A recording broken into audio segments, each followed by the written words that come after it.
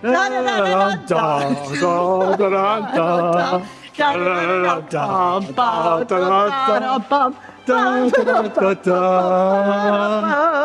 I said Tom Jones, it wouldn't be unusual for you to think of the singer. But no, this week on the Reel Watchlist Plus, we are talking about the 1963 farcical comedy Tom Jones. With a very sexy and young Albert Finney. So Debbie, let's get ready to review! Curtsy and bow.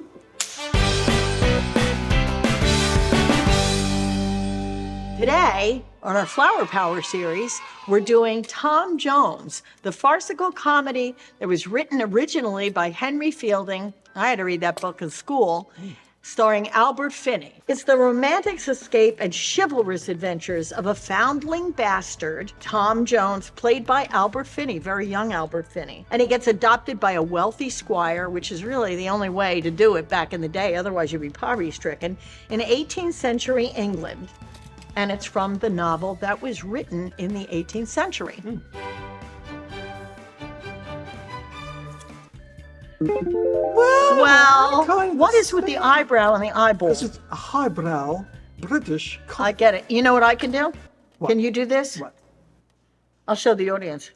I could put one eyebrow up. I could do that too. So maybe I'll do the whole review with my one eyebrow up. It's the first time seeing Albert Finney in a movie when he was young. I'm always used to seeing Albert Finney as an older English gentleman. I mean, he's a handsome man, a good-looking older man, but, you know, I wouldn't go out on a date with him, unless he was paying, maybe. I mean, paying for food, guys. He's in that middle category, like the Ryan O'Neal type of, not beautiful men and not... Yeah, like how Ryan O'Neal went. He's in the middle zone for me.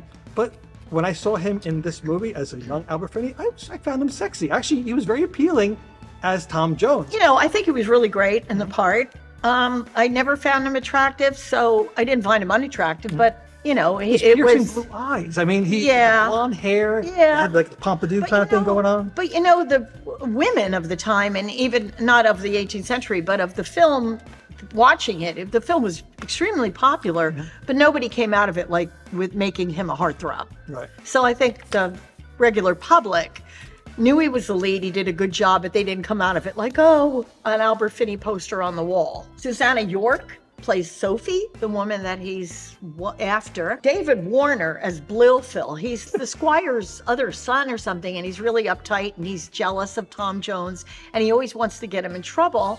And David Warner, if people remember, now this, they will know David Warner. Okay. He was in The Omen. He was the one cut in half by the pane of glass. It was the photographer that went to look for Bugenhagen and the knives with Gregory Peck. Yeah, Sophie's father, he reminded me of someone I've seen before. Okay, Sophie's father was Hugh Griffith. He was drunk the whole time they filmed it. That would make a lot of sense. That would make a lot of sense the way he was carrying on in the film. Yeah, and there was a scene in it where he falls off his horse and he pulls the reins, and by doing that, you would think it was a stunt horse. He actually was drunk, and he pulled the reins and the horse fell down, and it took 3 people to get him up. Wow. And luckily, the horse didn't get hurt, nor did he get hurt because he was so bombed. But the horse would get hurt. You don't want to hurt any horses. No. But there was a horse hurt in this film. You know that. Later, because I don't want to cry, and I can't stop. Because Tony Richardson, even though his name wasn't like a household word to me, I did look him up. Tony Richardson, also part of that like British new wave of filmmakers, screenwriters, him and John Osborne. Correct. And as I was digging deeper, I read about the kitchen sink realism. What was going on was they were emulating, and we're always going to go back to this too, about the other directors from Europe. Everything was changing, and we were going from French New Wave into American New Wave, but everybody was looking towards Europe. Right. When I mentioned that kitchen sink surrealism, the kitchen sink realism, they coined the term angry young men that were making films about the common man, about the whole idea of breaking out from the norm of British film into something more thought-provoking. Right. But it's funny because all of these young filmmakers, screenwriters, writers, as they progress and get a name for themselves, they sort of went on a different path. The History of Tom Jones, a Foundling, written by Henry Fielding. published in 1749, and it portrayed English society at that time. The down and dirty part of it, but also the upper echelon. And we always think of that period of time as like how we're dressing today, like very fancy, and you have a highbrow society, and they're very elegant, and they're very noble. But that really wasn't the case. You had the high and you had the low. The lower class, the gentry. Thank you. I was trying to come up with the right. It's the gentry. It's the gentry.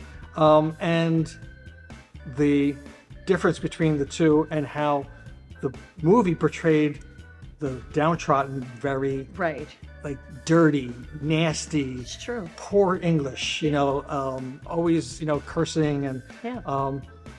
And today when you watch a film like right. that, you're thinking, oh, there's, But we don't want to give them the wrong impression, because it's actually kind of farcical comedy.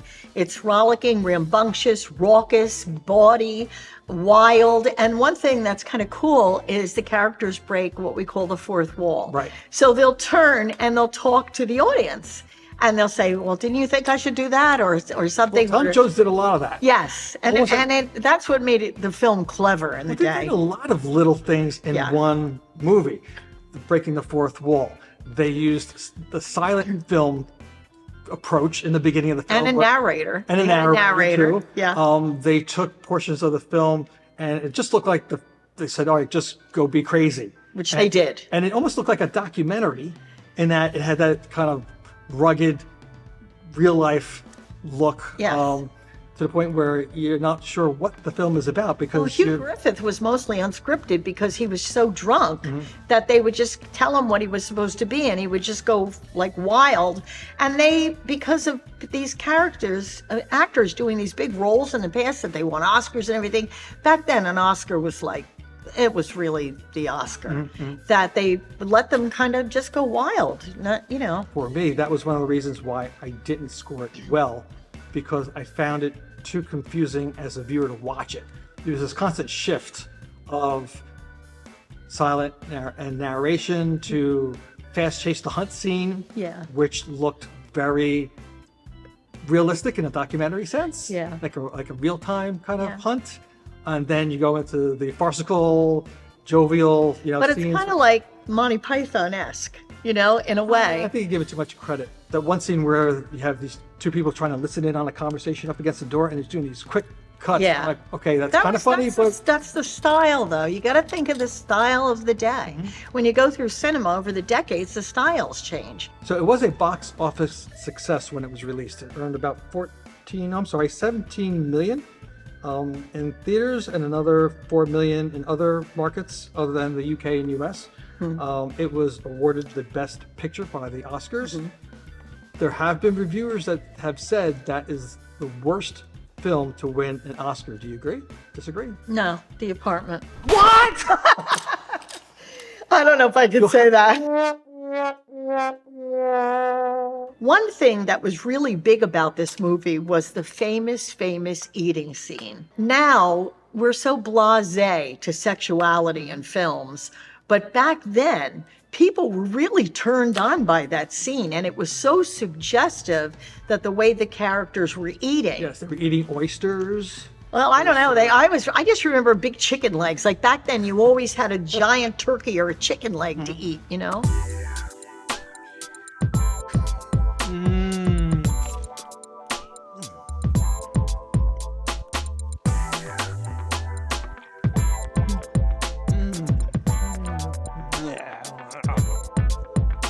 So Tom Jones supposedly is known for its British comedy. I guess if you're a British comedy fan, this would be something that you'd want to see. Yeah. So props to that. But they also took Tom Jones and tried to remake it in different types of TV films, and like Joan Collins actually appeared in a later. You didn't know that? I did not. This is the tip of the day where I learned something. Oh my God. The Bawdy Adventures of Tom Jones, Joan Collins was in. It actually makes Collins. Yeah, it actually makes sense. She did those kind of racy made for films. TV thing. Um, Had to be. Or did she make a sleazy version of this thing? I think no. Joan Collins was known for making sleazy versions. Yeah, she has a of sleazy movies. version of herself. Yeah. So that kind of fits with the Right. theme of Tom Jones. But there's also, it was a Masterpiece Theater, PBS, Bridgerton type of Tom Jones. Yes. I didn't see it. I saw the trailer, the previews, Yeah. and I'm like, oh, here we go. So it's not a pinky up with the teacup version? Well, No? okay, so it goes through this whole, like, Bridgerton kind of. We got these, young, good-looking characters, and Tom Jones is still blonde and still white. Blue eyes, but yes.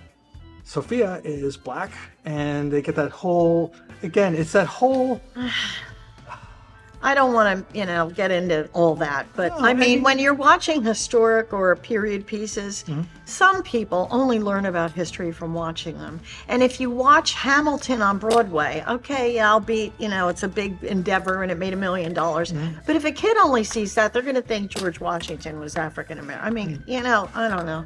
Maybe I'm old, but that's how I feel. I just remembered something too, because you brought it in the beginning when we were dancing. Tom Jones is Tom Jones's stage name for the singer. He took his name I didn't know from that. this movie. I didn't know He that. loved this movie so much that he decided that his stage name was going to be Tom Jones.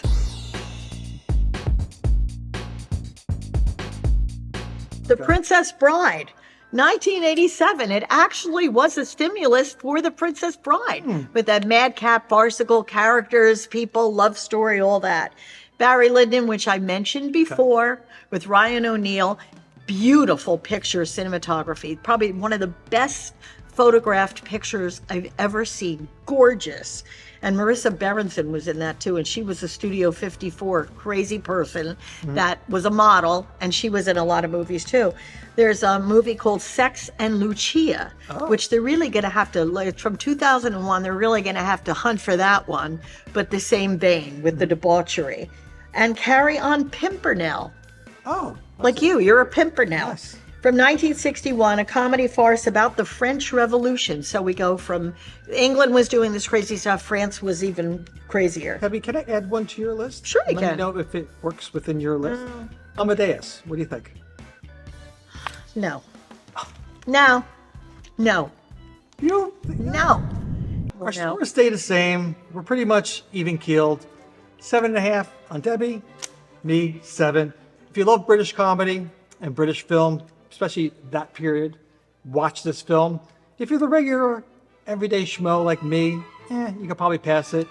We got 7.5, but I think our outfits are a 10. I mean, come on. And he did help me. This is part of his, and I was too dull and drab. So sorry, he helped me. So And she's falling this is apart part again. of my thing. This is what I do. Now they see the top of my hat at least. But anyway, Joe helped me because I was too drab compared to him, and they would have looked at him the whole time. She doesn't know how to end it. I give her the ball, and she keeps dribbling. I know.